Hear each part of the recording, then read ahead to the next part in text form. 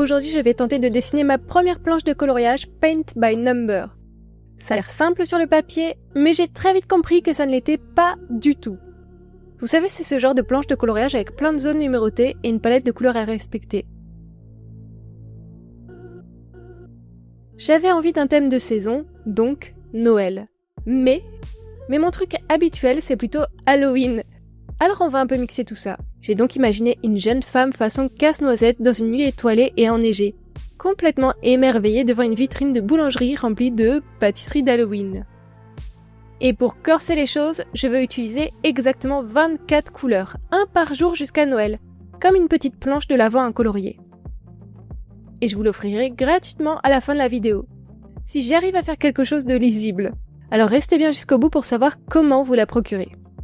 Pour en revenir au dessin, j'avoue, j'ai probablement passé trop de temps à réfléchir au Cara Design plutôt qu'aux contraintes d'un Paint by Number. Mais à ce stade, j'étais très confiante. Trop confiante sûrement. J'étais sûre d'être en train de dessiner une scène riche et pourtant assez simplifiée pour que ça fonctionne. J'aurais dû me méfier. Quand tout va trop bien, c'est que ça ne va pas forcément si bien.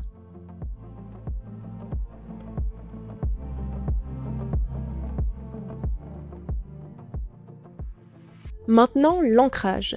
Pourquoi ancrer quand on veut faire du Paint by Number ?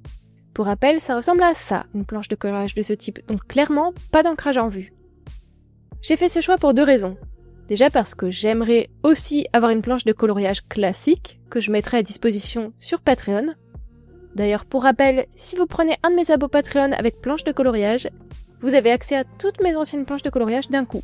Je dis ça, je dis rien. La deuxième raison de l'ancrage, c'est de pouvoir mieux définir mes zones et me faciliter la vie au moment de la mise en couleur. Enfin, je pense, disons plutôt que je dessine tellement jamais sans couture que ça me rassure surtout.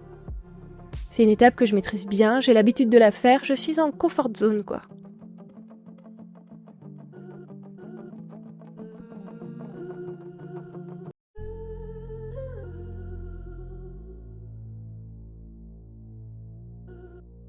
Et en quoi ça va me faciliter ma mise en couleur ? Eh bien, grâce à ça.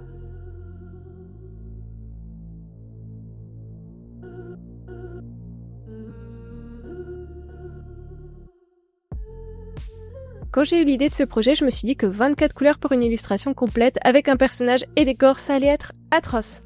Comment j'allais pouvoir m'en sortir avec si peu de couleurs ? Surtout qu'il me faut absolument des ombrages.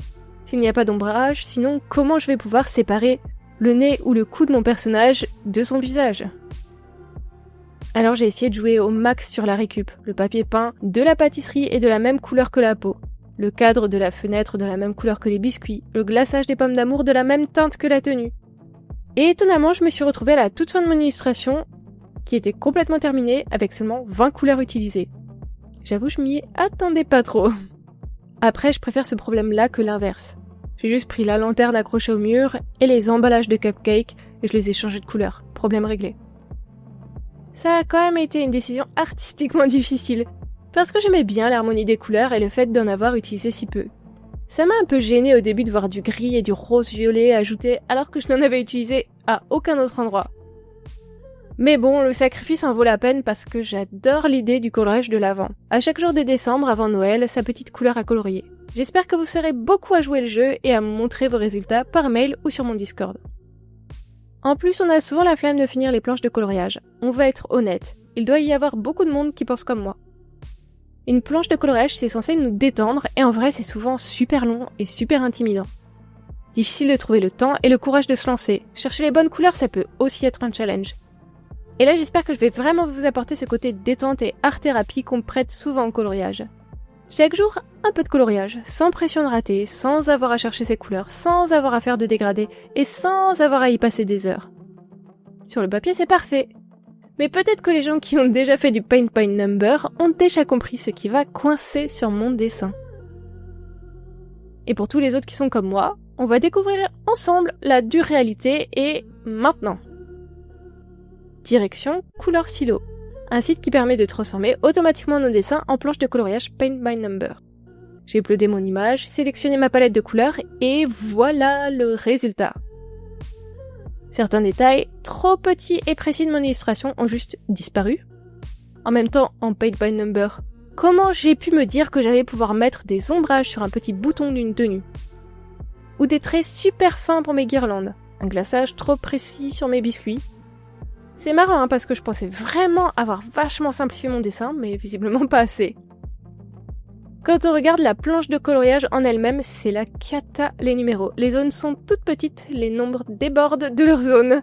Je n'ose pas imaginer ce que ça donne une fois imprimé aussi, parce que là, je suis ultra zoomée sur mon écran. Bon, on se reprend et on corrige le tir, sinon je vais rien avoir à vous offrir pour l'avant. J'ai bien regardé toutes les zones où les détails avaient disparu et je suis venue les redessiner sur mon dessin d'origine pour que l'erreur ne se reproduise pas. Par contre, pour le problème des numéros, je n'ai pas trop de solution, ça voudrait dire reprendre l'illustration presque de zéro, enlever tous les détails, les zones trop petites, et je ne suis pas prête à faire ça.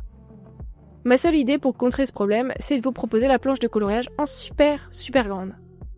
Comme ça, après l'avoir imprimée, si vous avez le moindre doute sur un numéro ou une zone, vous pourrez zoomer sur votre téléphone ou votre ordi sur la version numérique de la planche de coloriage. C'est une solution un peu bricolée, je vous l'accorde. Je suis sûre que j'aurais pu faire mieux, mais en même temps, je ne fais jamais ce type de coloriage, alors je n'avais vraiment pas du tout les contraintes à respecter en tête. Ça mériterait presque une vidéo 2, avec une nouvelle illustration de ce type, voir comment je m'en sors. Peut-être pour la prochaine fête, genre Pâques qui regarde Noël à travers la vitrine. Dites-moi si ça vous intéresserait. Et tentative numéro 2 de génération de la planche de coloriage. Cette fois, c'est bien mieux, les détails sont plus précis, mes corrections ont bien fonctionné. Du coup, j'enregistre la version couleur, la version planche de coloriage et la palette, et je vous mets un lien pour télécharger tout ça en description de cette vidéo. Mettez un petit cœur en commentaire de cette vidéo si vous voulez vous lancer dans ce coloriage. Et si vous partagez votre résultat sur les réseaux sociaux, n'oubliez pas de me mentionner et d'ajouter ce hashtag. Et on se quitte sur le résultat final en espérant qu'il vous plaise et qu'il vous accompagnera jusqu'à Noël.